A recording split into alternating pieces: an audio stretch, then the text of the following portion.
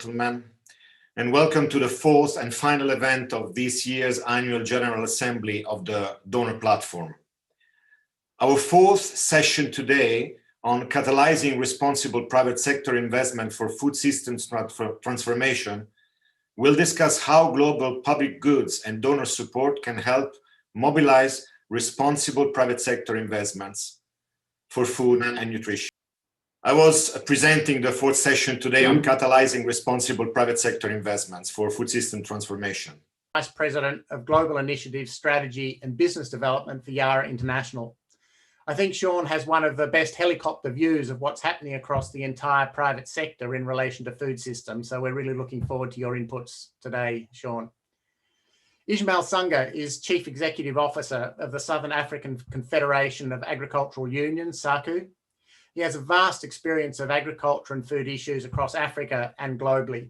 He has served on numerous high-level panels and boards and brings a deep personal commitment to working with small-scale farmers and rural communities. And we're really looking forward to hearing your experience of what's happening in the Southern Africa region at the moment.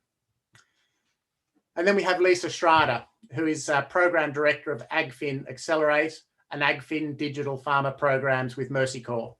She has over 20 years global experience working on financial inclusion with leading banks, mobile network operators, and institutions such as CGAP, the World Bank, and the Women's World Banking. She is a leading thinker and advocate for the power of digital technology to improve poor people's economic opportunities. So, wow, what a powerful and depth of experience we have with the panel this afternoon. So I'm really looking forward to hearing the views from everybody. As Maurizio and David have already said, our focus today is on how the global donor community can be most effective in helping to catalyse food system transformation. On Monday, Agnes Kilabata and Marie Hager pointed out that a lot of what needs to be done, we've got a pretty good idea about. Now, whether it's enabling healthier diets, reducing environmental and climate footprint, creating better economic opportunities for farmers and others along the value chain, during the longer term resilience of the food system. But the really big question is, collectively, how do we actually bring about this change? As we all very, very much understand, food is produced, processed and distributed and retailed by the private sector. So any sort of food system transformation is fundamentally about business models and the incentives that shape business decisions. So with that sort of background, we'd really like to explore what are the changes that our panelists feel are really needed across the private sector, and then turn to the discussion of what's the role of the global donor community in helping to catalyse some of those sorts of changes. We'll also be taking questions from the audience, so please put your questions in the chat box and don't be afraid to challenge our panel with a few tough issues. I'm sure they can all handle it easily. For the panel, if I need to nudge you along a bit, I'll hold up a yellow or a red card. And if you would like to respond to other panelists, just give me a hand by raising your blue flag as we go along. I mean, we're really looking for just a pretty relaxed and informal conversation here, so anybody jump in however you would like to. So with that, let me sort of begin with a first question to all of our panelists. And just to kick things off, we thought we would keep it sharp, but just ask each of you to give us a quick 2-minute perspective on what do you see as 3 critical changes you would like to see in the private sector to help bring about this transformation in food systems that the UN Secretary General is calling for and is in the sort of lead up to the Food System Summit next year. So Berry, maybe if I can go to you first, what are some of the big changes you really think need to happen in the private sector to move us on a better pathway to food system transformation? Jim, thank you, and thank you for having me. I hope everybody's safe.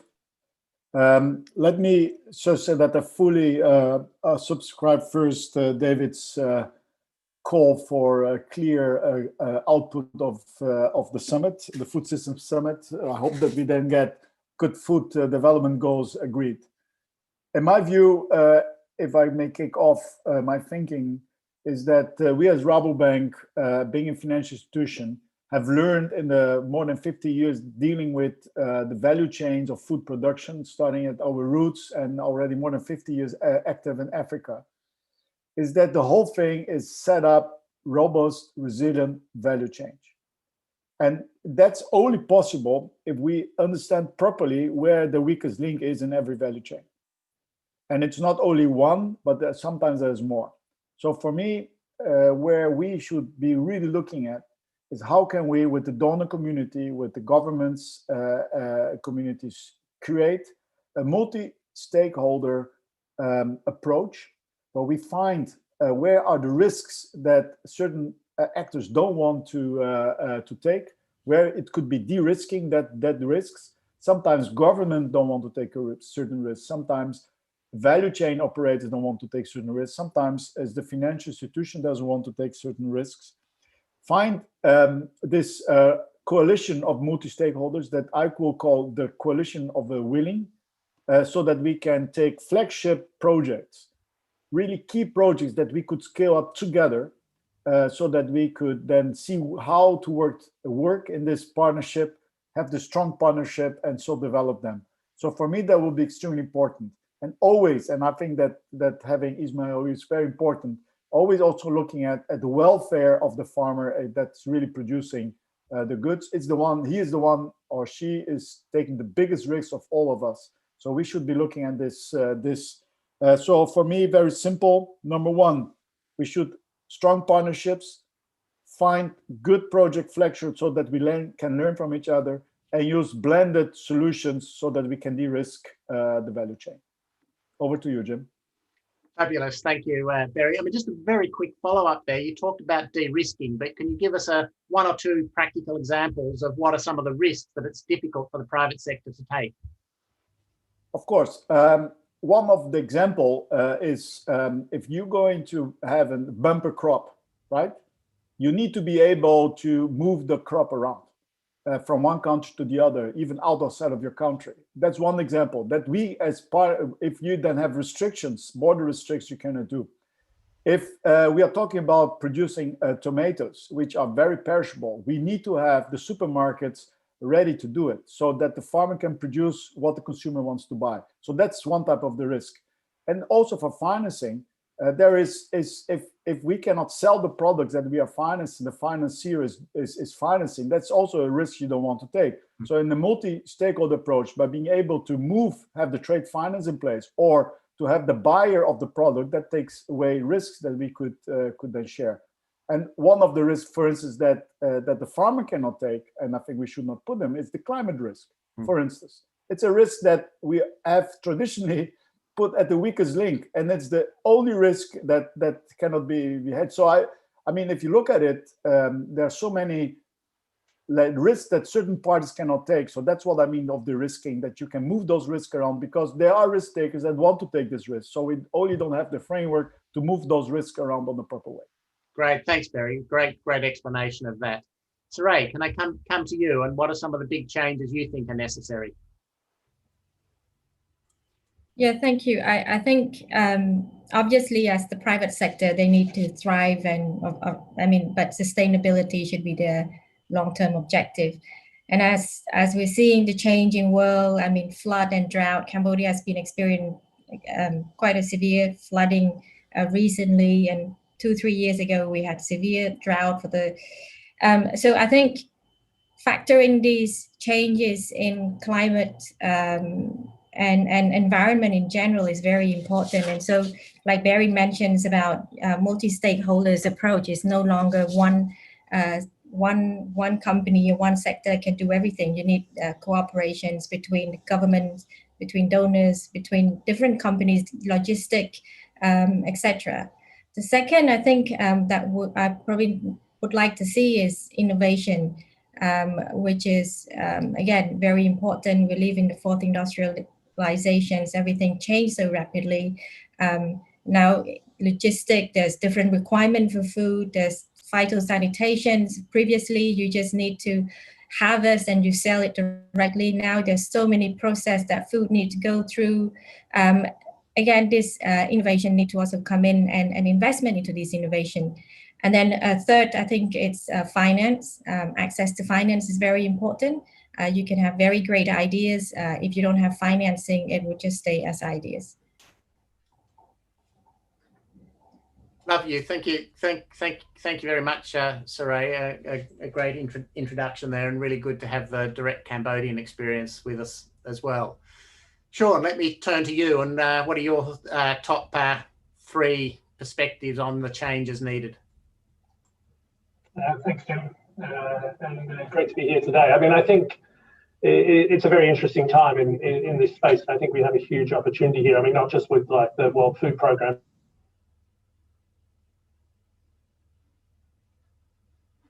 Oh, I think we've dropped Sean there. Ismail, how about I come to you and then we can hopefully pick Sean up again in a moment.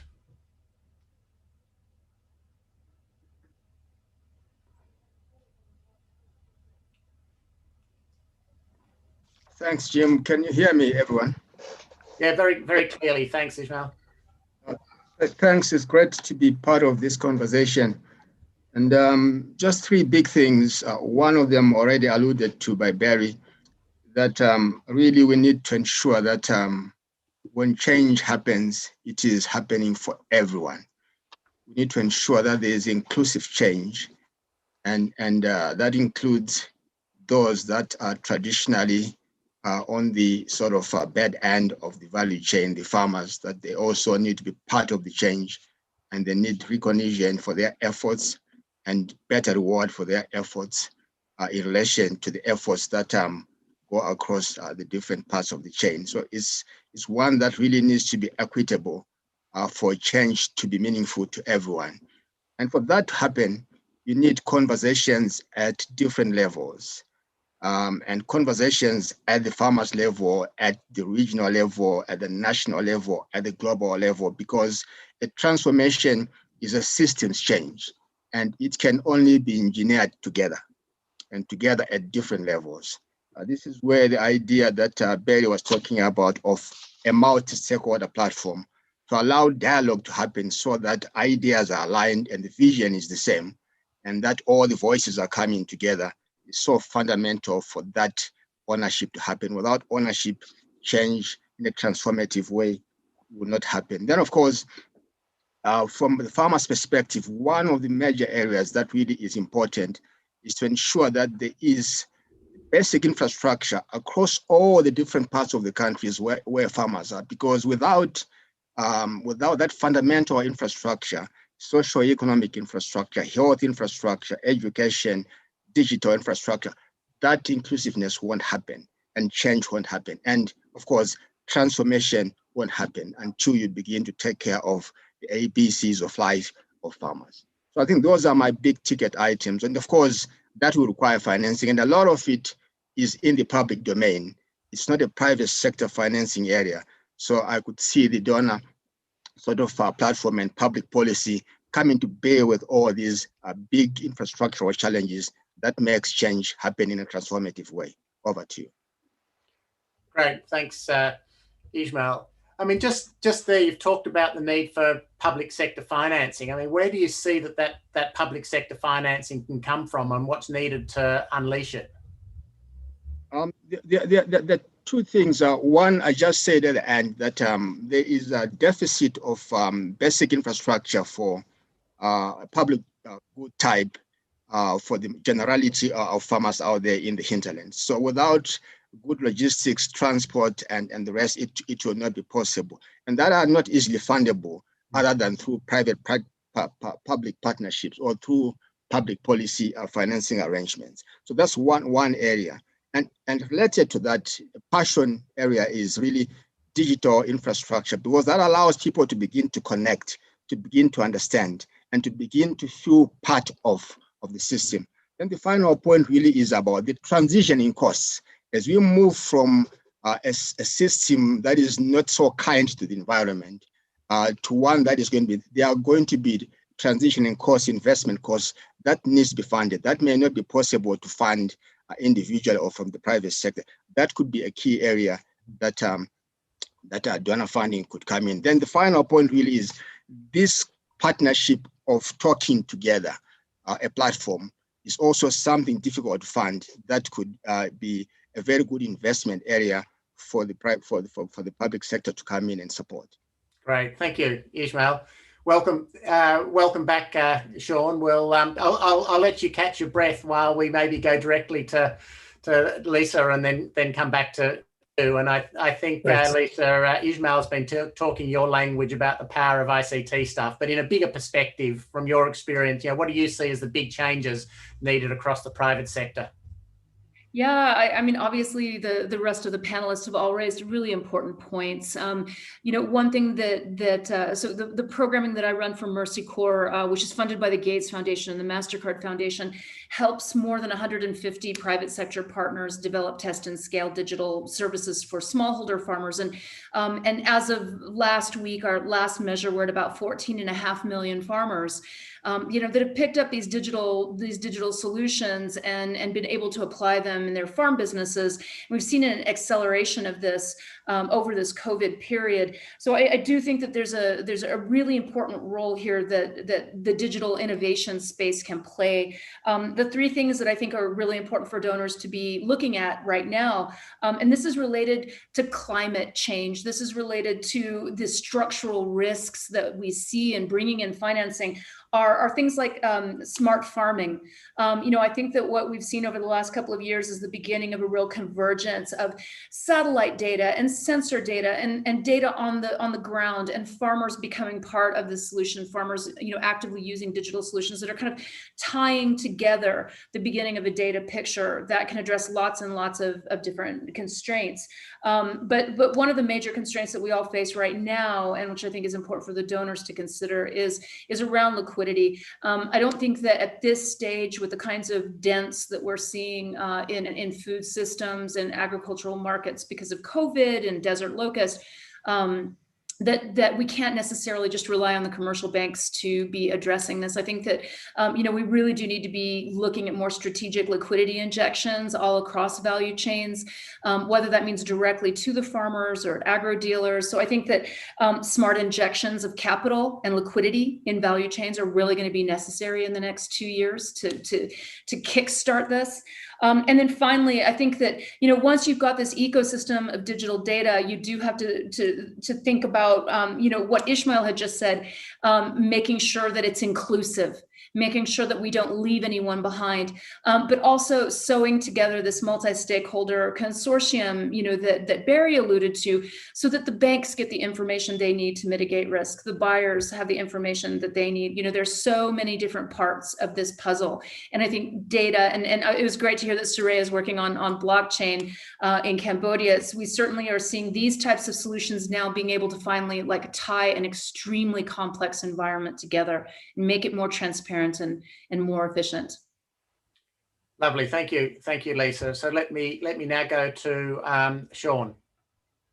Do you need a reminder about the question, or a... No. Apologies. That was we had a complete power outage. I'm based in Geneva, which you don't always expect, in Geneva. No, I mean, I think I think a lot of the panel has covered a number of the key issues. I mean, I think that we are going to have to see that next generation of multi-stakeholder partnerships, particularly if we're going to address the complexity of food systems. If we're going to take a systems approach, as Ishmael would have highlighted, I mean, if you're going to address something like poultry in Southern Africa, and bring in health, human health and animal health, and you're going to bring in environment and resiliency and market and regional market conditions. That's not something you can do in one simple partnership. It's going to require a much more collective approach to building out the kinds of platforms and initiatives that we see. And I think Barry highlighted it early on that what we really need to see at the moment, therefore, is do we have examples of and I think Sakao is a wonderful example in practice of what they're doing of these kinds of flagship initiatives. And I think the summit really offers us a chance to start to look at how do we build up an ecosystem of these next generation multi-stakeholder partnerships that we can really start to invest in. I think others have talked about, I think the third thing is this enabling environment, and both Lisa and Chaseri talked about the the need to really look at innovation, for example, and the role that like digital and data can play. But that's got to be done in an inclusive way. We really have to think about how we do that in a way that doesn't leave anyone behind, that is actually benefiting the end user. But it will take up, it's not about an individual technology. It is about building ecosystems and taking that ecosystem-wide approach. And so I think we have a huge opportunity over the next year to use the Food Systems Summit, which itself is a solutions-orientated people's summit, to move forward on this agenda. But it will require dealing with a lot of that complexity and building up the systems around this that need us to exceed, and having those examples of those systems in practice that are being played out on the ground, the way we were hearing from some of the panels. Great, thanks, Sean. I mean, great points to get us going in the panel discussion. Before I move on to the next point, let me just encourage our audience to start popping in some questions into the chat box, and we'll do our best to respond to as many as you can. So please give our panel something to think about with your questions. To move on, I thought I'd come to you, Ismail, and try and ground all of this a little bit. And I know, having talked to Sean as well, that there's some really fascinating stuff happening with new business models that you're working on in your area. So I was wondering if you'd just like to give us a few insights into how you see new business models emerging that are both a win-win for business, but also for the types of food systems we'd like to see in the future. And then maybe Barry can come back and give us some of his thoughts on this as well.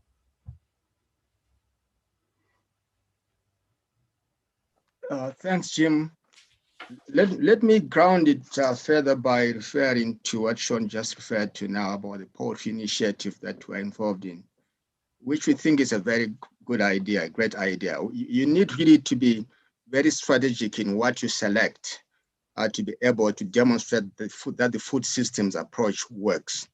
And it has to be something that is already grounded in people's everyday lives. And we selected poultry as an anchor point because it has so many good things. It is soft on the environment. It is a generally practiced farming method by everyone across different parts of the region.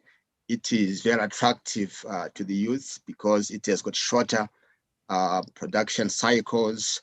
It is, from a nutritional point of view, it is a great idea. And from just integrated business models that combine the large scale and the small and medium enterprise, it's a great idea. So there's so many good things around it, and it's already happening. The key issue is, how do we take it to scale in a transformative manner? And this is where the idea of actually selecting what are the key pain points together. And we've already done so to the extent that we know that there are three difficult points that needs to be addressed. The first being trade issues around poultry. The second being the high cost of feed, animal feed. And then the third, of course, being the issue of access for the product to everyone.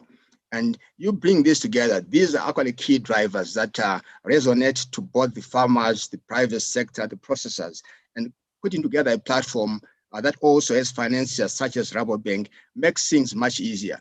But there are costs that are not going to be fundable by the private sector. But that's too unnecessary to ensure that there is much more inclusive approaches and integrated approaches that are to do with the regional platform itself, plus also national platforms. Although we are trying to use already existing infrastructure by institutions such as AGRA that are present in other countries to do that, but we are trying to engineer together with at the global level support and regional level engineering, and then country level implementation.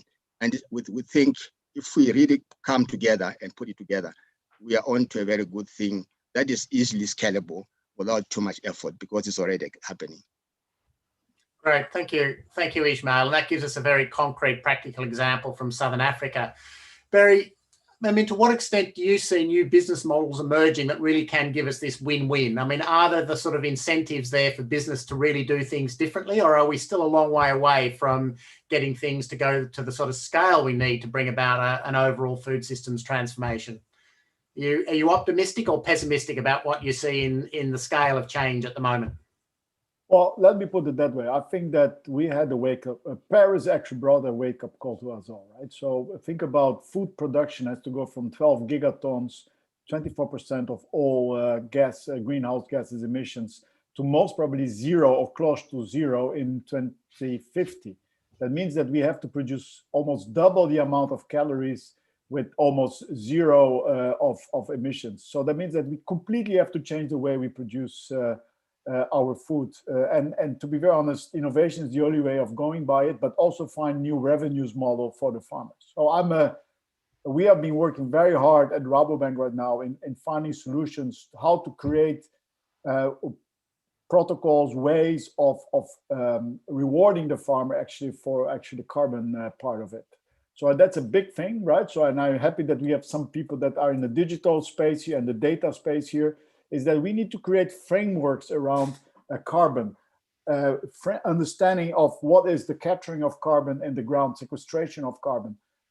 From the studies we're seeing right now at Rabobank, actually carbon sequestration by a farmer, by just easily changing their practices, by no-till or by having other type of coverage, by having more rotation of crops, could easily get more than 1 to 2 tons per hectare in the ground. At the current price of $30 to $40 a ton, there is a business model being created there. And I'm really very excited because I think that we could create platforms where donors could be on, where small farmers, even also the large farmers could be on. And so that create a completely new revenue model for farming business, but also without needing to increase the cost of food, because the cash flows most probably would come from other industries that are polluting. So for me, I think this whole coming together in this multi-stakeholder approach would be so essential. And in this way, we also could bring into discussion stakeholders that are not only in the food chain, that stakeholders that are, for instance, in the airline business, stakeholders that are in other industry that could bring the very needed financing or cash flows to our sector. So it's having those different ideas, looking outside of the box, considering that we have a very big task in front of us. We need to feed our population with no emissions, and the only way of doing it, and the farmer is actually the solution. We currently imagine, Ismail, that a farmer with 1 hectare could increase his income by $30 to $60 a year, considering that is almost 1 month's income, just by means of doing some changes in the practice of capturing carbon. It's such a great thing that we could do, but we can only do that in a multi-stakeholder approach, and if we all believe this is the solution that we want to go for. Great, that's a great example, Barry. And I mean, I think really looking out of the box at all sorts of different financing to drive a more sustainable approach. Could I perhaps push you a little bit further and see if you've got any similar solutions about tackling the nutrition challenge, and particularly the sort of, basically us eating too much of the wrong sort of food? Do you see similar solutions at that end of the value chain? I do think that once you put the price on nature, you also put the price on nutrition, right? So it's a very simple way of looking at it. In my view, we have not, the thing is, and now we're going to be a bit technical, and I apologize for that. We need 21 nutritions to survive, right? Different type of nutrition. And there are some foods that are very nutrition dense. And I will give you one example. One of the most dense nutrition is the red bell pepper, right? But the beauty of red bell pepper that they need not a lot of water, and they don't need a lot of CO2 to be produced. So if that would be that, most probably compared to other products, and maybe strawberries, using my name, that have a lot of that have not so many nutritions, but use a lot of carbon, a lot of it, then the prices would be better. So in my view, by means of having a relationship between the emissions and the nutrition factor would change the way the consumer would look at products. Yeah. Great, thanks, Barry. Let me come back to you, Sean. And I know that the World Economic Forum did a really interesting report earlier in the year on the whole incentive structure around food systems transformation. So I'd just like you to maybe reflect for a few moments of, to what degree do you think we're heading in the right direction of the right incentives, or have we still got a long way to go? And who needs to engage in changing the incentive structure? Oh, you're on mute, I think, Sean. It's the phrase of the year, isn't it? No, I mean, I think the incentives question is very important. I think what has happened is we're now starting to shift from the what of food systems, and I think there's still a lot of work that needs to happen there in terms of some of the underlying science behind this and the governance frameworks and that, to the how of food systems, and how are we going to achieve this? Who's going to pay for what often requires a transition? I mean, I think Barry's example of how could we use carbon sequestration is a very good example. If we were to involve hundreds of millions of potentially of farmers in that endeavour in a way that they did return that income, as Barry described, that maybe is separated from the cost of food, we would have to incentivize that and think through, right, is there a transition period where that needs to happen? And so I think there's a role that government needs to play, not about taking away incentives, but actually repurposing incentives, looking at incentives in a smart way to encourage this change behaviour. And because I think farmers, particularly smallholder farmers, get quite worried when you start to talk about changes in incentives and that. What does that mean? And at the same time, I think we have to incentivize the business models that underlie that. How do we really reward practice that is creating a real change and is contributing in a significant way towards this broader public good? And then how do we incentivize the consumers and the farmers at both ends of the value chain? How do we incentivize people to maybe change diets so that they are buying food and consuming food that is much healthier for them, and then addressing the fact that there may be an initial cost in how that's done until you meet the scale? And so how do we look at different financing mechanisms? And and then I think the point, and the same for the farmer, how do we really make sure that the farmer is being incentivized properly? And what do those models look like if we're providing, so the farmer maybe is not just inputting into data, but is actually getting a benefit from actually providing its data into the system. And maybe is being returned for doing that by a reduced cost on financing, or in terms of an insurance model, or thinking through those innovations that actually encourage some of these systemic changes. What the Reserve Bank of Cambodia is doing is very impressive in terms of how it's actually looking at some of these ways in which it can incentivize mobile money uptake in the country, to the extent that this is now one of the largest uses of mobile money per head of capita across many countries, and very impressively so. And so I think there is a role, but we have to do that in a way that we make sure that those incentives are not just reinforcing the existing way of doing things, that they are actually building a future that is much more inclusive, and that doesn't leave people behind, because otherwise you're just replacing the current system with something else. I mean, interesting, Sean. What I'm hearing from you, Ismail, and Barry, sort of collectively there, is the need for collaboration, but at different scales. So how do you sort of get the macro incentive structure right, and then how do you make that at a local level to actually play out on the ground with farmers and producers at that scale? But Saray, can I turn to you? And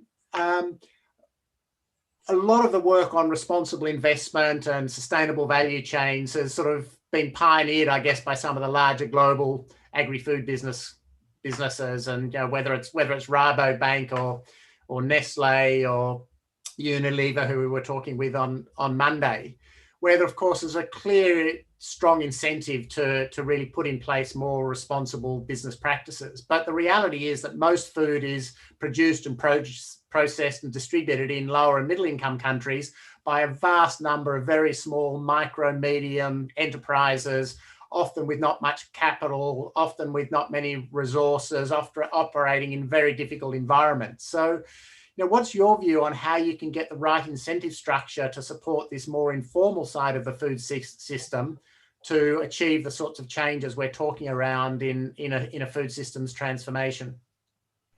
Yeah, I think you're absolutely correct about whatever you said earlier. And I think digitization is going to play a very important role, not just in the payment space, but also in other space. And I'd like to share with you something that I've tried.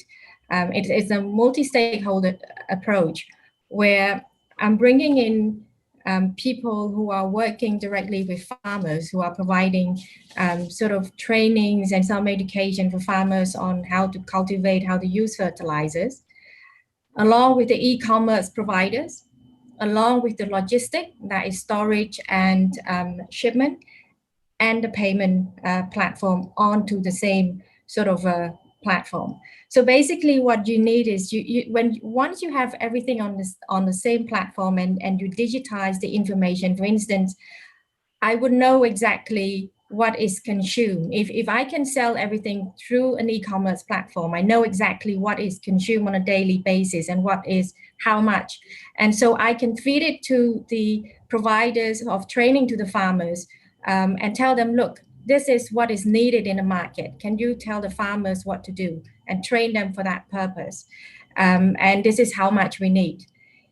Now, if I also know the pattern of the payment and what are the cash flow to the farmers, then as a financial institutions, I have a better picture of the farmers. I can probably have a much better term in terms of financing to these farmers. And so from a logistic perspective as well, I mean, one of the main problems we observe here in Cambodia is logistic. So packaging, storage, warehousing, and delivery services.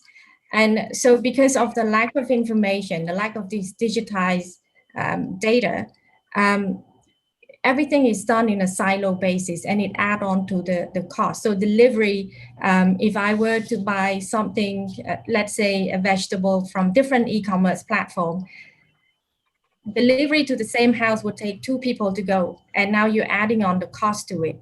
And it's not necessarily the farmers who are going to benefit from it. It's the middleman. So what you want to do is you want to aggregate everything onto the same platform and sort of synergize and try to deliver. From the consumer perspective, you get better deals. From the farmers as well, because now you can earn more instead of paying to the different delivery channel. There's only one guy who would deliver one things, and I can earn sort of more to that. I have more sort of payment history that I can show to the banks that I have certain cash flow on a monthly basis. I can also have access to storage system where they can exactly know how much I need to store on a monthly basis, on a daily basis. So I think digitization is going to play a very key role for every stakeholders. Great, thanks, Saray. I mean that really paints a really interesting picture about just how critical using ICT technology is to sort of underpin the sort of transformations that we're talking about. And I guess on this theme, which again is very much what you're working on Lisa, what needs to go alongside the ICT potential to really enable it to be transformative and particularly to be more inclusive?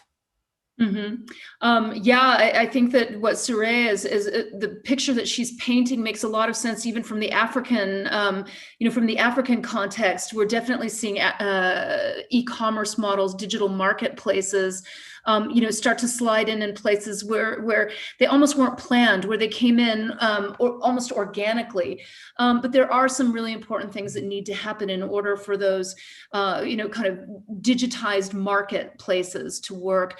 And I agree that, logistics is an absolutely critical part of that. A lot of farmers are trapped and need to be selling at farm gate in order to improve, to reach an improved marketplace.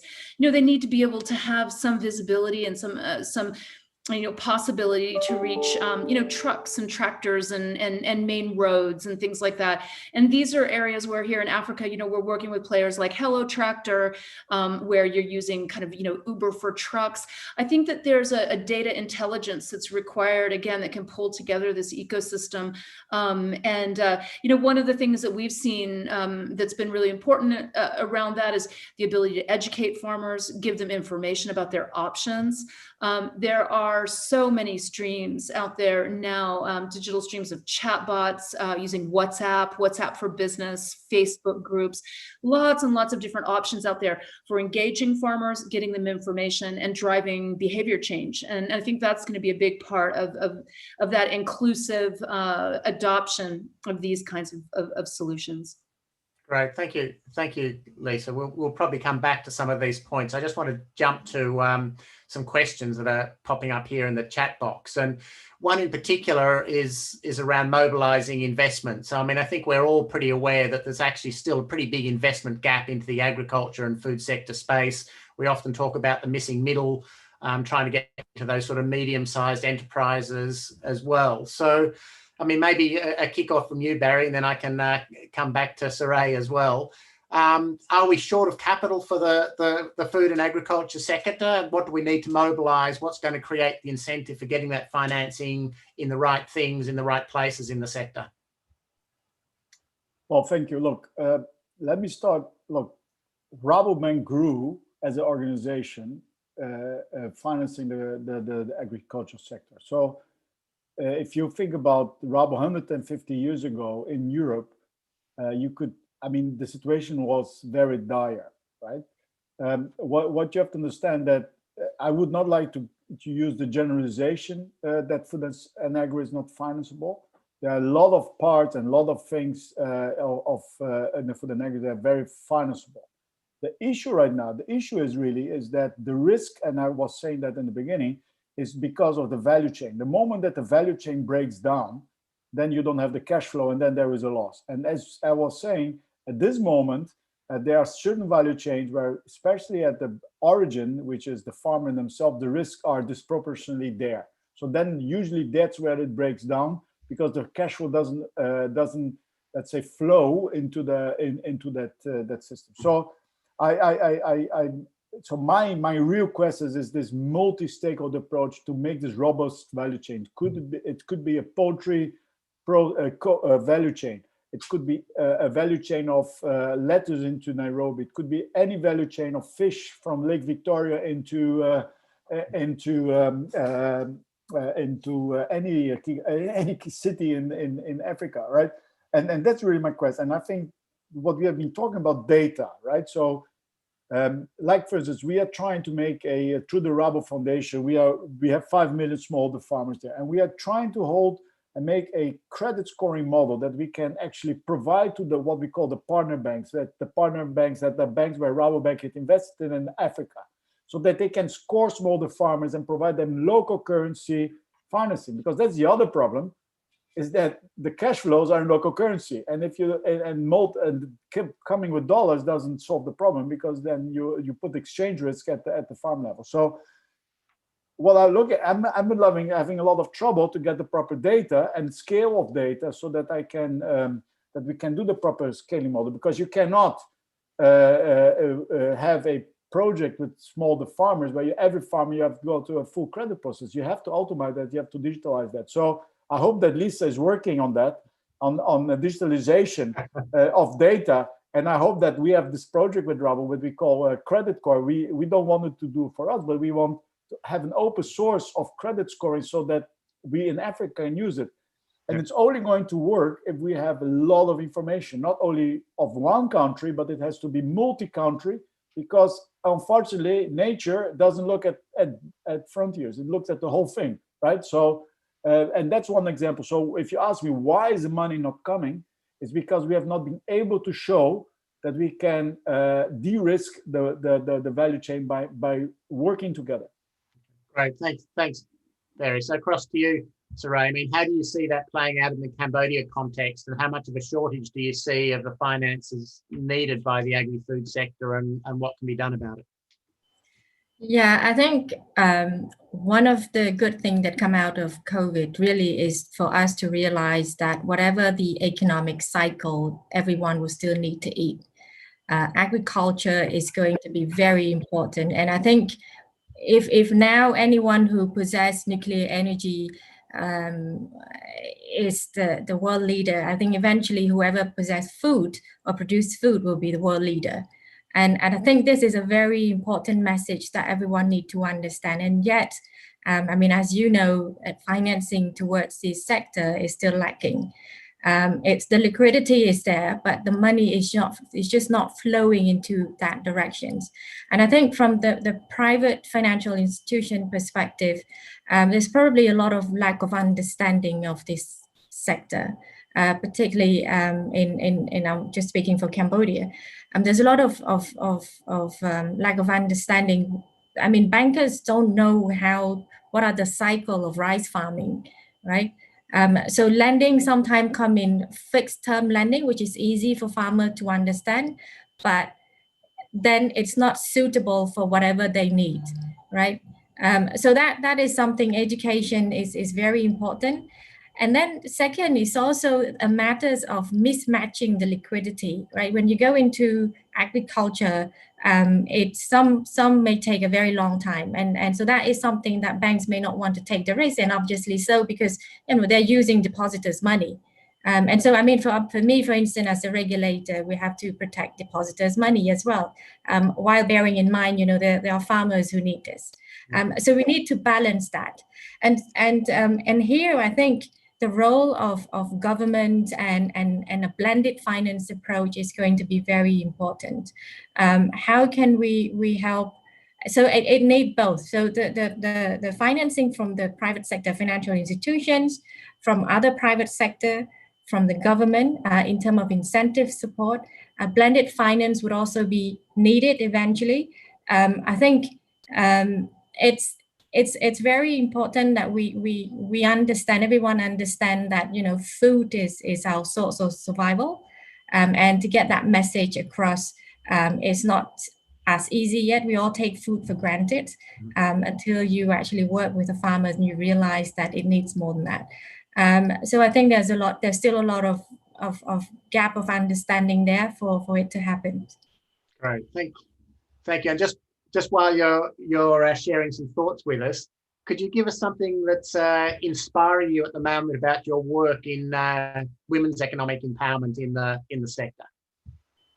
Yeah, sure. I think then again, it is also linked to agriculture. Women are the main sort of force behind agriculture industry in the country. And we have a microfinance sector and we have a banking sector.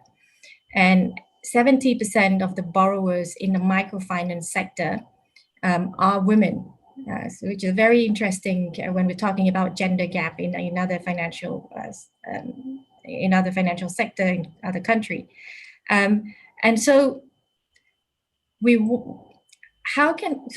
by helping women, you help the agriculture sector as well. And that's why I'm promoting access to mobile payment. And a lot of time when you talk about it, there's still some misunderstanding about this. And I think Barry's mentions about credit scoring. It's very important to bring people into the formal sector, into the digital space, for you to better help them if you use those data responsibly. So I mentioned earlier about having someone access a mobile payment service. It's very important to create some payment history so that eventually you can create a scoring of that person. It's also important for this person also to understand that with this you can then access to an e-commerce platform. You understand how technology works better. And so very recently I worked with a few e-commerce women entrepreneurs who put up e-commerce. And as I mentioned about this, where I come out as a central banker and I said, let me broker this deal. I know individually they would not talk to each other. So I, as a middle person, I said, I want you to work together and I can help you with certain things. So as advice and other connections that I have. So I bring in e-commerce platforms. a microfinance who provide an app for farmers to learn how to use fertilizers. I invited a logistic companies, and they said, well, why would I work with them, right? And I think it's go to one of the questions asked here, what are the governance structure? And very obviously, you need somebody that you can trust to come and to help connect everyone together.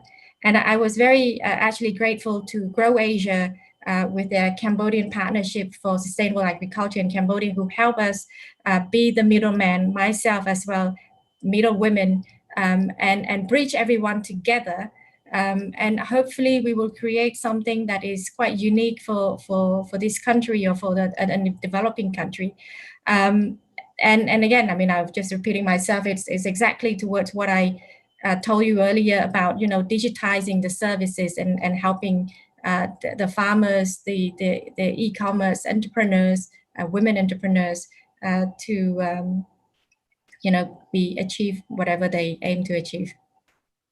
Great. Thank you very much, Saray. And I'm getting a bit worried here because I realize we're already at an hour and only half an hour left, and I feel like we're only just scratching the surface of this. But I think this dialogue sort of also just illustrates how important these sorts of discussions are going to be in the lead up to the summit, and we're all going to have to spend a bit more time doing this, hopefully not always on Zoom. Ismail, can I just follow up on the question that we also had that Sarah partly answered, which is around the governance of these multi-stakeholder platforms. So, I mean, Barry's highlighted the critical importance of these multi-stakeholder platforms in value chains and helping to de-risk and so on. But how do you get the governance of them right? How do you make them work? And I guess, being a bit blunt about it, how do you make sure that you don't have the fox guarding the chickens? Thanks, Jim, for the question. I think it's for change to happen, it really needs to be owned. And for ownership to happen, you need to talk together, because you need to build it together. So first of all, you really need people who have a systems change mind, who understand at all levels that things need to change and communicate that change need to as widely as possible within their constituencies. So leadership in the farmers' organization is also fundamental to try and engineer change that is going to move the entire sector together. Now, so inclusive dialogue is important, but for inclusive dialogue to be important, just to latch on to what Sarah said, you really need an honest broker. You need honest people around it. And for that to happen, you need also rules and procedures that govern the interactions, and also to develop a common purpose, common destination, and then look at ways on how best you need. You really need a very good facilitator for that to happen. And I think that is an investment area that we really need to watch out for and cultivate. Obviously, this is all about trust. If you don't build the trust, then people suspect that they are being shepherded towards an end that they don't believe in. It all becomes unworkable. So again, emphasizing the need for trust and partnerships that are based on mutual accountability, partnerships that are based on good ethics and values, partnerships that are based on good principles about where we want to go, and partners that are based on equity and fairness, openness and accountability. I'm just trying to bring out some of the key elements that will make the governance model work, and try it in all its honest, accepting that there will be mistakes, but capitalizing on the good intentions and improving as we go. It's a new area of work, and which requires an open mind. That's the way that I would address it. Thank you. Right. Thanks, Ismail. So, I mean, basically what you're saying is behind the hard-nosed business side, we also need to come back to some basic human values of good open communication. Indeed. Yeah. Look, I'm going to have to move us on, and we've heard some really fascinating questions here around what's required to bring in the finance, about how digital technology can help that, about de-risking multi-stakeholder platforms. So I'd like to shift on now a little bit about what are the implications of this for where donors can best invest their funding. And Sean, maybe I can kick off with you, because I think you've got a bit of a foot in both camps. So, thinking in terms of what you've just heard and your experiences, where should donors be best putting their money to help support this sort of change that we've been talking about?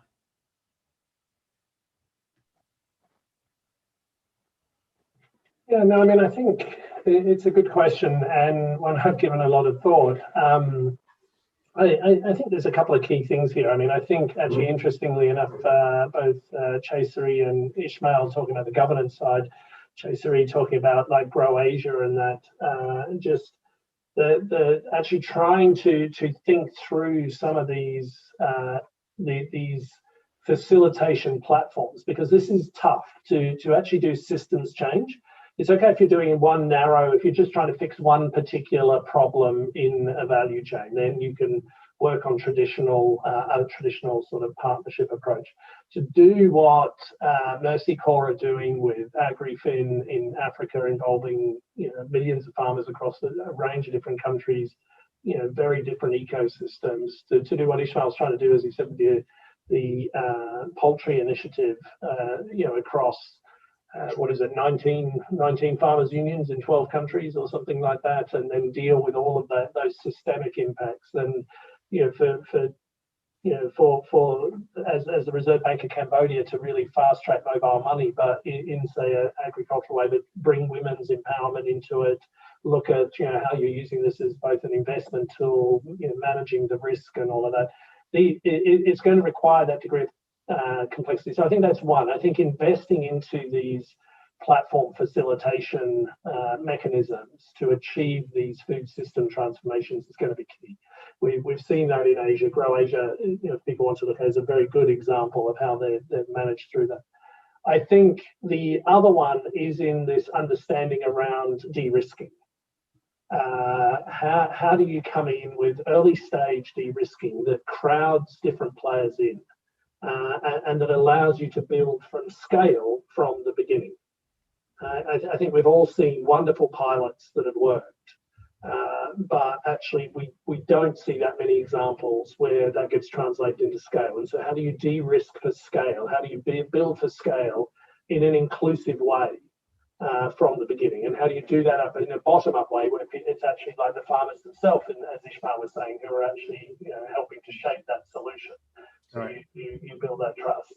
And then I think the third piece is around dialogue. I think this is going to require, as you said just now, Jim, this old-fashioned idea that we're actually going to have to get together and talk together and address some of these issues. There will be challenges. There will be trade-offs. And so how do we create that space for quite purpose-driven dialogue to really allow people to feel that there is change that can happen here? I mean, just following up on this, Sean. I mean, you've talked about the importance of platforms and dialogue and bringing people together, but I mean, aren't we faced with some fundamental externalities in the food system, where basically the public purse ends up covering the cost of poor nutrition and environmental degradation? And I mean, do we need to get some fundamental changes in the underlying incentive structures and the way the economic system prices in these externalities? And will just talking about it get us there, or is something needed alongside the talking as well to deal with these sort of externality factors? Yeah, no, I mean, if you're going to, so there's a couple of sides to that. One is, as Barry was saying right at the very beginning, how do you actually price in some of these externalities so you aren't costing that into the actual cost of food? So how do we think of other players if you're coming in around something like carbon sequestration or decarbonizing the food chain? How do you do that so it's not just adding a cost to the production of food? And so one is looking at it as an externality and then understanding where some of those partnerships could be. I think the other one is it does require us to really think differently. We cannot continue the way that we are in terms of the food, the way that food is produced and consumed. And so that does not mean the public purse just picks that up. I think we really have to translate that and bridge that into a transition where we're actually looking at complete food system transition. And that means business models and all those things we talked about before. How do you incentivize right through from government, incentives, business incentives through to consumer and farmer-based incentives? Okay. Great, thanks. Ismail, I saw your head pick up at the talk about externalities, but maybe you've got something to say on that, but also more importantly, where do you see that the global donor community can best put its resources to help mobilize the sort of things you're seeing happening in Southern Africa? When I was nodding my head, I was just thinking about differential pricing of money. If a bank is lending to a green, a commodity that is softer to the environment, whether it could actually be priced at a lower interest rate. And when it is financing something that is damaging to the environment, it has to be at a punitive rate, so that we are already using the market as a resource allocation that is softer to the environment. I think there could be a lot of policy innovations here that needs to be explored, both in terms of fiscal policy as well as monetary policy. How do you direct that in such a way that it will influence production behavior and it will also influence consumption behavior, in as much it is also should be influencing value chain behavior itself. So I still think that there's a lot of innovation that is coming from policy itself, as well as innovation that is coming from organizing for change using platforms. Okay, great. So if I've got you right there, Ismail, one of the areas where donors could be supporting is this sort of thinking about policy innovation and perhaps sharing experiences across different countries and helping to put in the framework that can enable that sort of policy learning, if you like. Lisa, can I come to you? And I mean, you've got years and years of experience sort of again in the donor world of investing in agriculture and rural development. I mean, alongside, obviously, you're going to give us a plug for supporting more digital innovation, but alongside that, where would you like to see donors putting their efforts and support? Yeah, I think that, one of the things we also do is a lot of human-centered design. And one thing that we hear from farmers is, hey, I don't want credit. I don't want debt. I just want a good deal. And one of the things that we're seeing on digital platforms, which can scale, is the possibility of sort of group buying or more efficient buying. So for some of our partners like WeFarm, for example, they have over 1 million farmers registered in Kenya and 400,000 in Tanzania, et cetera. What they will do is offer essentially just a coupon. They do a deal with one specific set of input providers or fertilizer providers and saying, hey, if you're a WeFarm farmer and you're learning with us and you're part of this network, you can go to the agri dealer and here's your coupon for 20% discount. And this is critical to farmers. And I think that, instead of just saying, let's get more debt on top of smallholder farmers so they can do this, particularly in a time right now when farmers are tapping out their savings and they're losing their secondary employment opportunities through COVID. I think that there are some ways to make kind of strategic, more efficient flows of resources and using digital channels for scale that can really help farmers access things like post-harvest loss solutions, in just a more efficient way. So not necessarily heavily subsidized, but just leveraging the power of digital networks to bring in efficiencies and really kind of nudge farmers into the types of practices and into the types of resource bases that can help them become more productive. Great, thank you. I mean, Barry, where would you like to see the global donor community putting more investment? Are the things that they aren't doing at the moment, things that they shouldn't be doing, and in helping to drive this sort of facilitation and platforms, multi-stakeholder processes? Should we also be asking the private sector to stump up a few more resources to help those things happen? Well, I have a very simple way of looking at it. Look, this is, as I said in the beginning, this is a multi-stakeholder solution. Yeah. And there are certain risks that we as a bank want to take. There are certain risks that the donor community want to take. There are certain risks that the governments want to take. Also, and to Ismail's point, there will be a a moment that our capital allocation to dirty businesses is going to be situated that we are not just going to do it anymore. So our central banks will not allow us to finance businesses that are not sustainable. So that's kind of something that is coming. So it's just, I think that's regulation, right? So the bank balance sheets will be such that we will have to prove that we will be reaching the Paris Agreement. So there again, the banks will be willing to take risks that allow them to bring the balance sheets to more Paris Agreement-like. So what I'm saying is that this multi-stakeholder approach for me is the key.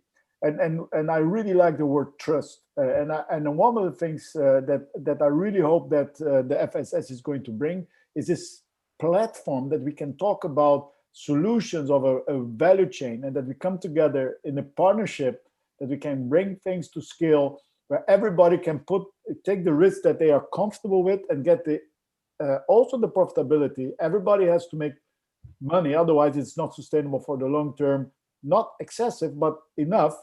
And that we can and have that platform to share data, because we all holding up in very small things. If we have well, with what Sean, we have the Food Action Alliance, where we are starting to have this dialogue of multi-stakeholders, but you see that everybody has a small project, and the moment that we put all projects together, it becomes very interesting and we can scale up. And Ismail, you know, the moment that we start talking about the poultry value chain in FA, it started to grow, and it's really taking momentum. So my quest, what I really think is, I love it. Let's sit together, have these partnerships and talk and have trust that we want really the best, and not the mistrust that everybody wants to make money on the back of the weaker.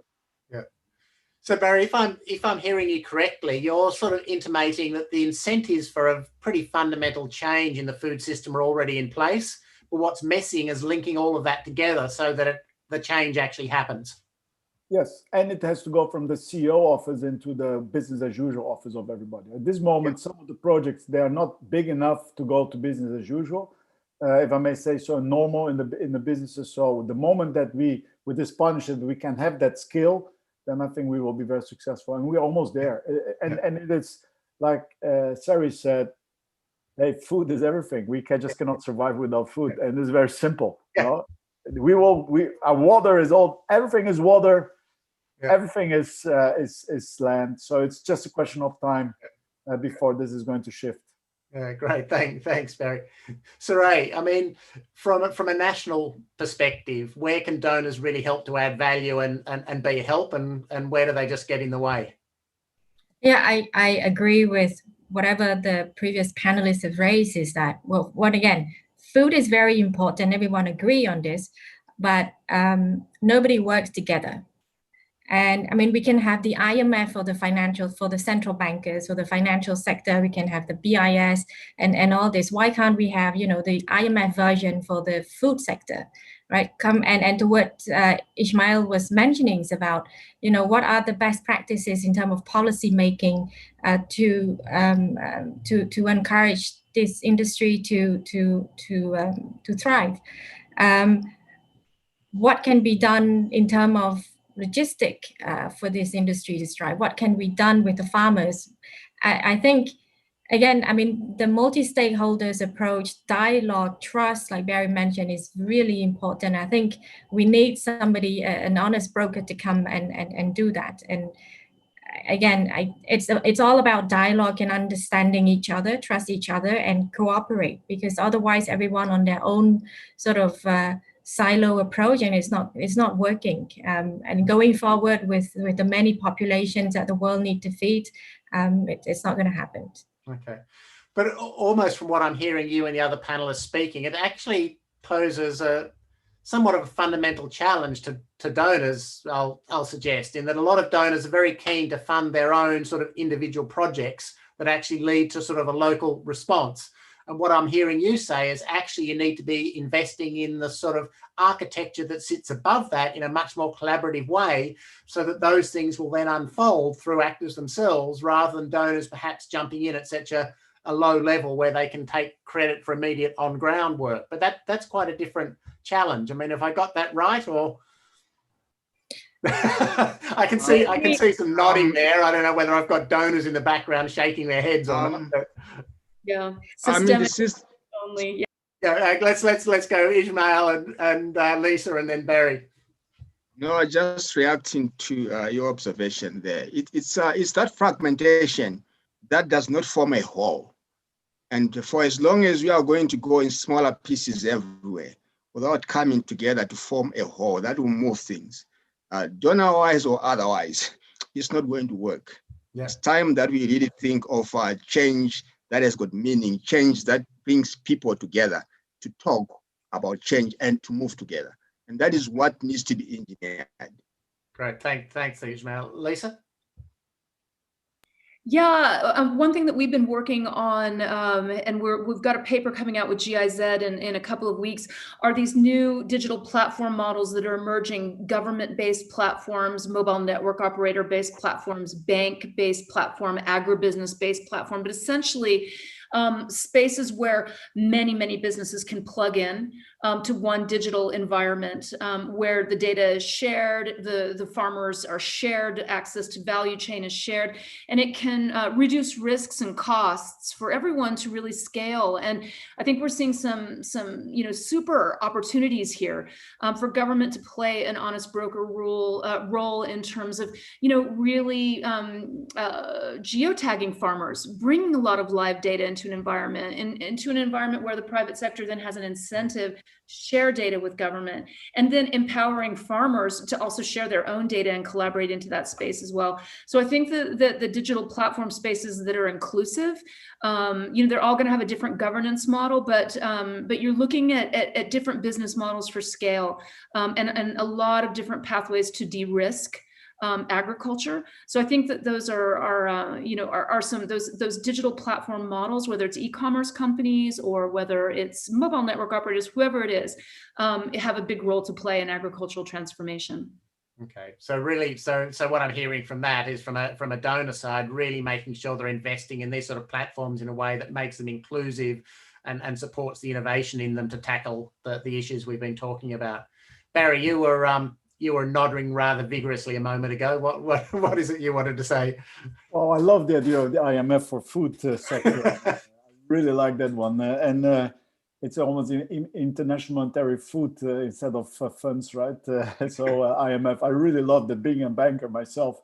And I think that this transparency, which you are open and transparent, open platform, I think that's going to be extremely interesting. What I'm really missing also is really standardization of certain stuff. We have been creating a lot of phytosanitary barriers, etc. So I hope that to make this work, we really need to be, well, the trust issue is said. I like the brokerage idea of have a trust broker, but also we should really think about how could we break down phytosanitary barriers, etc. Because a lot of hunger that we see today is also because we just cannot move the product around on the proper way. And for last, I just say, I really hope that the donors, that we find a framework to do this blended finance, right? So that we can come together and find a framework how to do blended finance. We at Rabobank, and I just going to we built together an agri-tree fund, which is a fund that in trying. What we're doing is really giving money to the farmer if you do the right things to capture carbon in their soil. But it costs us more than $5 million to get that fund running, because we need to talk to so many people to try to get the standard that we could agree. And if we had given that 5 million to smaller farmers, we most probably had even bigger impact. But we wanted to have, so what I'm saying is we're making our life very complicated. For transparency, I mean, let's make it easy. So we need this framework to make our life easy. And I think that we can only achieve that with partnerships. Great. Thank you, Barry. And I mean, you mentioned something there that I think linked to one of the questions about regenerative agriculture that I'm not going to jump into that whole story because we'd spend another hour and a half on that, but a nice link there. Look, we're very close to running out of time. So what I'd like to do is to just go around each of you to just get one last sort of closing thought or message, and then we'll go back to David to wrap us up. Sean, why don't I start with you? Well, I think we've got someone very nicely put it from WWF the other day, who's chairing Action Track 3 of the summit, was saying that we've got 9 harvests left until we meet the SDGs. And so if you think about it in that terms, this is not a lot. And so this is going to require an unprecedented effort to make this work. So I think we have to really use, and I think I would encourage this donor platform to really think quickly around its strategy. How does it get involved, learn fast, maybe make some mistakes, and really figure out, right, how can we scale some of this inclusively that doesn't leave people behind, and really use the Food System Summit in the next year as a launch pad to really create some of these innovations and at scale that we're talking about. And here I mean innovations in terms of partnerships, in terms of platforms, in terms of policy, in terms of data and digital. So really really use this in a powerful way. We've got 1 year to the summit, and then we've got 8 or 9 harvests until we have to meet the SDGs. Great, thanks, Sean. And we have just under 20 seconds each, I guess, for some key messages from the rest of you. So, Ismail, what's a parting message from you? We don't have much time left, and we need to focus and to demonstrate quickly that this change can happen. Let's latch on to the flagships that are developing, like the poultry sector and the ones elsewhere, to try and demonstrate quickly so that people begin to see what it means and they begin to become widespread. Great, thank you. Lisa? Yeah, I think that given how little time we have left, we do need to acknowledge the fact that the commercial banks are not going to be the driver of this kinds of transformation at this speed. We've been doing AgriFin for the last 6 years, and we've never really seen, true innovation at scale by the commercial banks. So I think that the donors need to acknowledge that, and they need to look to ag techs, fintechs, other kinds of social enterprise that are demonstrating some breakthrough, and be willing to dive into funding alternative institutions to kind of drive this breakthrough change. Great, thank you, Lisa. Barry? Oh, thank you. Look, in short, I would say my message is this is a value chain approach. We have different risks at that value chain. Everybody wants to take some type of risk in that value chain. Also commercial banks, Lisa, sorry, we also are willing to take some of the risk, but it has to be risk that we can demonstrate and risk that we can accept. So my quest to the donors are help us to de-risk the value chain and take the risk out that we cannot accept. And as last thought, please accept that every country is different, and let's also think about the cultural differences that we have. So it's not one size fits all. It's really a value chain approach that respects the differences of our cultures. Great, thank you, Barry. And Saray? Yeah, beside the international monetary food, I think where there's a quite much better coordination among the donors and also the different countries, I think digitization will really be the key to help farmers and foods sustainable in general. So I think donors should also focus on how to bring these farmers into the digitized world. There's a lot to do. We can have another hours of discussions, but it's going to be key, I think. Lovely, thank you. Well, look, thank you all so much. I realize that went very quickly, and thanks so much for making my job as a moderator very easy. I've thoroughly enjoyed the discussion, and it's a great start for what the donor platform will be doing in the lead up to the summit. And with that, let me hand back to you, David. Thanks, Jim, and thanks to all of the panelists. As far as I'm concerned, I would nominate this group to be the first executive board for the International Monetary Food. I think we've had some really good discussions, some great ideas. My takeaway from this is clearly the food system approach requires us to think differently about how we're trying to solve these problems. We have to try to achieve systemic change, as Ismail noted. We need to think bigger. We need to think together. I think we have some great entry points with focus on multi-stakeholder platforms, digital technologies, de-risking. There's just a lot of good ideas here. But I guess my final thought is that we as donors too need to be prepared to take some risk. And so thank you very much for your contributions to the AGA this year. I think you've given us some great, a great place to start in our thinking about how we connect with the Food System Summit and how we connect better with the private sector and developing multi-stakeholder solutions to the challenges before us. Thank you all, and back over to you, Maurizio. Thanks very much, David and Jim. Another amazing session today for the AGA. Out of the 4 events, I think I really appreciated the narrative that we were able to develop and the findings that emerged during the conversation. Now, this was the last session of our Annual General Assembly for this year, held virtually for the first time. 4 incredible sessions again, and today was a great way to finish off, I think. So this week, I believe we had the opportunity to listen to a number of very valuable and diverse contributions, and we had amazing lineups for the 4 events. What we have collected during the intense 4 sessions, as David said, will allow us to reflect on our common role in the food and nutrition agenda for the next years, in particular in the lead up for the Food System Summit. Now, what will happen next after we close this Annual General Assembly? First and foremost, we will be working on a full report for the AGA. Somebody was asking in the chat today, so I can confirm we'll work on a full report, which will focus on the main themes and areas. We'll stick a little bit away from the traditional approach of producing proceedings, but we'll have a more sort of thematic-based product. You will all be provided a copy of the report as soon as it is ready.